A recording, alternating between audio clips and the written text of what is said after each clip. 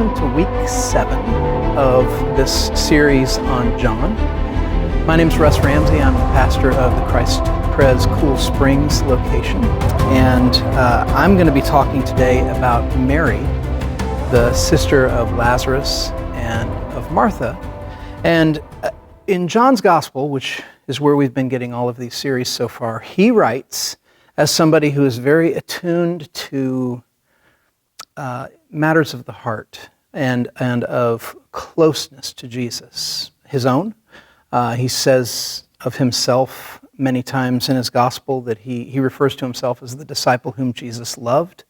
We'll be talking about him in part 9 as well.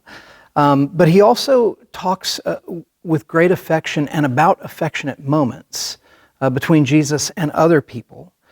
Like Simon Peter, who Melanie Rayner talked about in part 2. And he also talks about Peter like this throughout his gospel. And another 3 people that he does this with are Lazarus, Mary, and Martha. And they're a family. They're brother and sisters. And they are people who were close to Jesus. They were his friends, would be the best way to say it.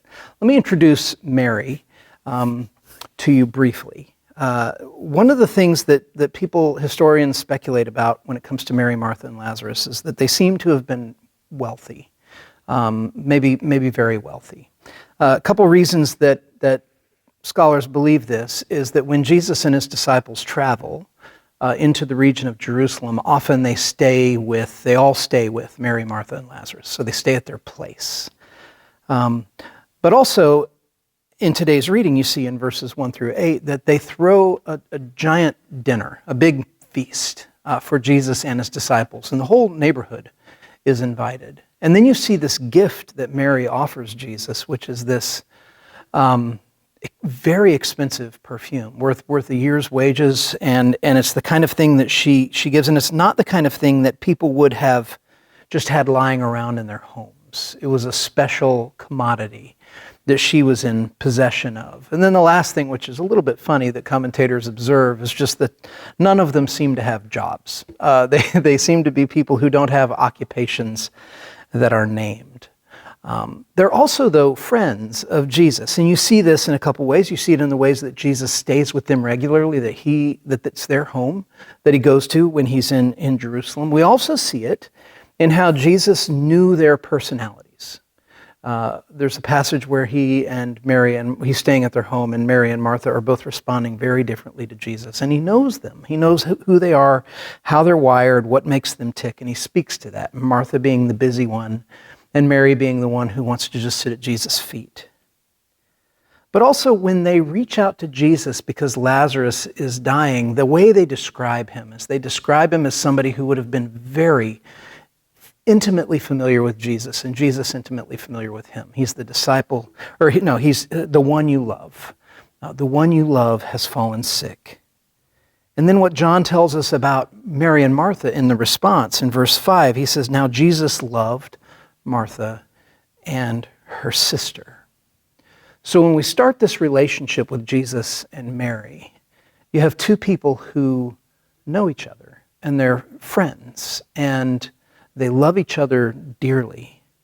Now, I want you to imagine what must have happened for Mary when Lazarus got sick. There had to have been a moment where Lazarus wasn't doing well and he was sick, and it turned a corner where in that first century, people would have been very accustomed to seeing people become a certain kind of ill that they would know folks don't usually come back from this. And there would have been a tipping point where they would have said, Mary would have said, Martha would have said, "I don't know if he's going to make it." And they would have had to have watched him and tended to him and cared for him and worried about him and taken shifts during the night in making sure that he was taken care of. And all the while, in the back of their minds, their friend and their Lord, Jesus, is somewhere else. And they want him to come. And she wants him to come and to help. And so they send this message, this plea for Jesus to come. And what happens after that is so unusual in so many ways, because The text tells us when we read about how Jesus responded to Lazarus being sick, it says he decided that he was going to stay where he was. It says in verse 6, when he heard that Lazarus was ill, so when he heard that Lazarus was ill, he stayed 2 days longer in the place where he was. Like the two things were related. Like his delay in going back to Lazarus when he was sick, he delayed on purpose. And he even says as much. He says, this is not going to end in death, but this is going to end in the glory of the Son of Man. Meanwhile, Lazarus succumbs to death. And Mary watches it all happen. And so what does she do? What do you do with the disappointments and those things in your life that feel so fragile?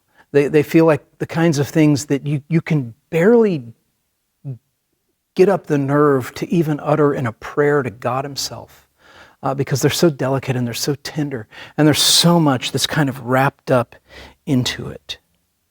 When Jesus finally gets back to Bethany, where Mary, Martha, and Lazarus live,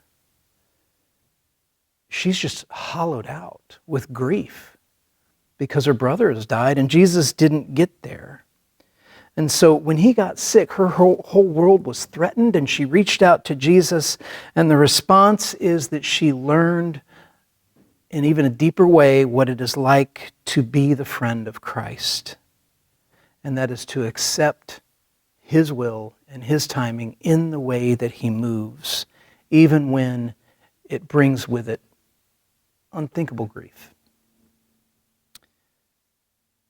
And so he comes and he has this time where he speaks to Martha, and they have a lengthier conversation. It's very fitting in the ways that we differentiate Martha and Mary.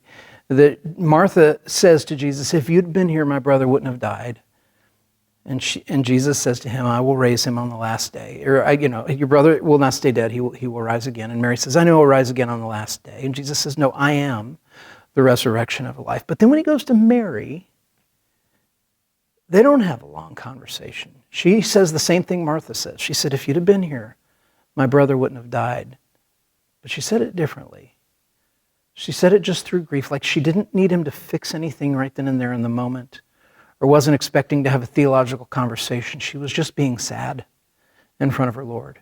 And he wept. He wept with her. And then he heals Lazarus. That part of the story, for the sake of this discussion, we'll just gloss over that. He raises Lazarus from the dead. But what happens as a result of Lazarus coming forth is that Jesus now becomes super famous for an undeniable miracle of resurrection. Lazarus had been dead 4 days in this little hamlet right off of Jerusalem, Bethany, like Brentwood would be to Nashville, and there is the proof walking around every single day is Lazarus, who was dead and now lives. And the chief priests and the religious leaders wanted to not only arrest and kill Jesus, but they also wanted to arrest and kill Lazarus for, I guess, the crime of being alive again. And so Jesus and his disciples leave Bethany for a time because the religious leaders are seeking ways to arrest him and have him put to death. But when he comes back for the Passover week, for Passion Week, for the week leading into Easter, where does he go? As a wanted man, he returns to the scene of the crime. He returns to the home of Mary, Martha, and Lazarus. And they collectively throw a party for Jesus, and everybody comes. He is out there in the open. And during that meal, that's when Mary takes her perfume. And she sits at Jesus' feet like she always did. And she anoints them. And she pours out the perfume. And it says, John takes the time. Remember, I talked about how he gets into the affections of Jesus a lot. He takes the time to tell us that she wiped his feet with her hair. It just doesn't get much more tender and intimate between friends than this picture that John is giving us. She's touching him. She's caring for him. Jesus even says, she's preparing me for burial. And it's an event, this party. It's an event, this resurrection, that facilitates his eventual and very soon arrest. And that you can't tell the Easter story in its entirety without having to tie it to Lazarus getting sick, Mary watching him die, Jesus raising him from the dead, and then him returning to the area of Jerusalem during Passover week and going to their house as kind of a way of standing out in front of everybody and saying, I'm here. And that's the week that he gets arrested. It's this Saturday when they have this party. And the very next day is the day of the triumphal entry when he rides into Jerusalem on that colt. And I think about this, and I think it's a way of honoring Mary and Martha and Lazarus by connecting them inextricably from the story of how it was that he was sent to the cross. That to tell that story involves having to get to know and tell the story of his friends. But what it meant for Mary was that she had to relate to Jesus in ways that were very close, in ways where she was holding nothing back emotionally, relationally, that she was so close to Jesus that he could disappoint her. And she would have to just accept it in not getting back to Lazarus in time, in going to the cross. And I think about that when I think about how we relate to Jesus, that a lot of times we relate to Jesus, we hold a lot back, and we try to put our best foot forward.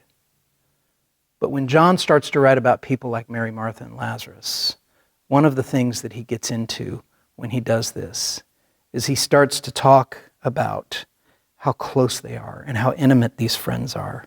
Mary's particular closeness to Christ allowed her to drop her guard when she was with him. And it also allowed her to drop her formality and to bring all of her sorrow and all of her disappointment and all of her grief, the real stuff that was swirling around inside of her. She brought all of it to Jesus as someone who hoped, and she hoped for so much more than what Jesus seemed to give her sometimes, because she didn't understand what Jesus was actually giving her. She hoped for something different from her Lord. But the beauty of it is that Jesus in turn related to her in kind. That he related to her with a closeness, with an intimacy, in the ways that he that he received her touch, that he wept with her in her grief over this brother that he loved too. And so as we look at a passage like this, these passages about Mary, the sister of Lazarus, one of the questions I would invite us all to reflect on is kind of a two-parter. What is it that you hold back from Christ? And the second part of that question is, why? Why?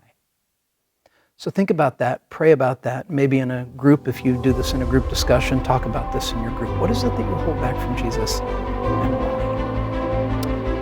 Thanks for following along as we've unpacked this story. It's a beautiful one in John's Gospel, and we'll see you next time.